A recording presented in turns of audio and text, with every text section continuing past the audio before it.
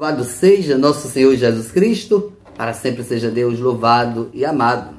Amados irmãos e irmãs, a nossa nutrição diária da Palavra de Deus para nós hoje, o Evangelho de João, capítulo 21, e dos versículos do 15 ao 19. Jesus manifestou-se aos seus discípulos, e depois de comerem junto a Simão Pedro, Simão, filho de João, tu me amas mais do que estes? Pedro respondeu, sim, Senhor, tu sabes que eu te amo. Jesus disse, apacenta os meus cordeiros. E disse de novo a Pedro, Simão, filho de João, tu me amas? Pedro disse, sim, Senhor, tu sabes que eu te amo. Jesus disse-lhes, apacenta as minhas ovelhas. Pela terceira vez perguntou a Pedro, Simão, filho de João, tu me amas? Pedro ficou triste, porque Jesus perguntou 3 vezes a ele se o amava. Respondeu, Senhor, tu sabes tudo, tu sabes que eu te amo. Jesus disse-lhes, apacenta as minhas ovelhas. Em verdade te digo, quando eras jovens, tu te cingias e ia para onde querias. Quando fores velho, estenderás a mão e outro te cingirá e te levará para onde não queres ir. Jesus disse isso, significando com que morte Pedro iria glorificar a Deus. E acrescentou, segue-me. Este evangelho é emblemático, porque é o ressuscitado tendo este diálogo com Pedro. E é muito interessante porque aqui a gente vai ter o antes, quando Jesus tem este diálogo com Pedro, e Pedro afirma que ama, e depois Jesus vai dizer, antes que o galo cante, me negarás 3 vezes. E de fato, aconteceu. Agora nós temos o mesmo diálogo, agora com o ressuscitado. É Pedro fazendo a experiência com o ressuscitado. A resposta de Pedro agora já era diferente da anterior. Porque antes Pedro não tinha certeza quem era Jesus, ele apenas tinha uma admiração profunda por Jesus. Afinal, Jesus tinha chamado para fazer parte do seu grupo, tinha dado a Pedro ali a possibilidade de fazer parte daquele grupo dos apóstolos. E agora, Pedro já tinha uma firmeza em seu coração.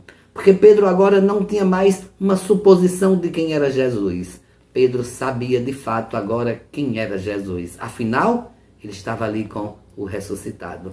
Por isso que as respostas de Pedro são respostas verdadeiras. Jesus conhecia o coração de Pedro, mas Jesus faz até como que propositalmente. Me negaste 3 vezes e, de fato, porque não me conhecias. Tinha afirmado, mas não tinha confirmado a afirmação. E agora estava novamente afirmando que amava. E Jesus agora sabia que Pedro ia, de fato, viver esta plenitude deste amor, ao ponto que ia entregar a sua vida, porque neste evangelho Jesus já aponta qual seria o destino de Pedro, ia ser levado também para a morte. Agora nós temos um Pedro diferente, um Pedro que fala com consciência pela experiência com o ressuscitado.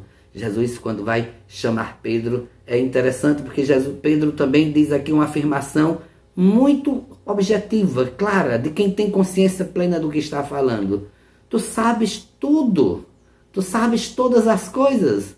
Pedro sabia quem de fato era Jesus, Filho de Deus, Deus encarnado, porque só Deus sabe todas as coisas. Então esta afirmação de Pedro é a afirmação de que Jesus de fato é Deus encarnado. Então é Pedro que manifesta ali para o mundo quem de fato é Jesus. Tu sabes tudo, tu conheces o meu coração, tu sabes as minhas intenções, e agora sabes que o que eu falo é verdadeiro. E aí, a partir das respostas de Pedro, Jesus conclui um evangelho com o chamado agora definitivo para a missão. Segue-me. Porque Jesus já tinha feito esse chamado a Pedro, no primeiro momento, quando iniciou os discípulos, chamado aos discípulos, Pedro deixou tudo e seguiu Jesus. Agora, Jesus está chamando novamente para o seguimento.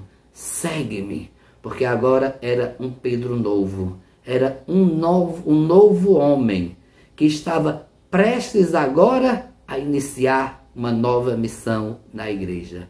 Este evangelho, ele é profundo para nós, porque também nós precisamos, com a nossa experiência com o ressuscitado, ter esta consciência clara de quem é Jesus. Não ter medo de dar o nosso sim, porque a nossa experiência diária com Jesus Cristo nos dá esta graça, essa possibilidade de também responder, dar uma resposta verdadeira ao chamado que o Senhor nos faz.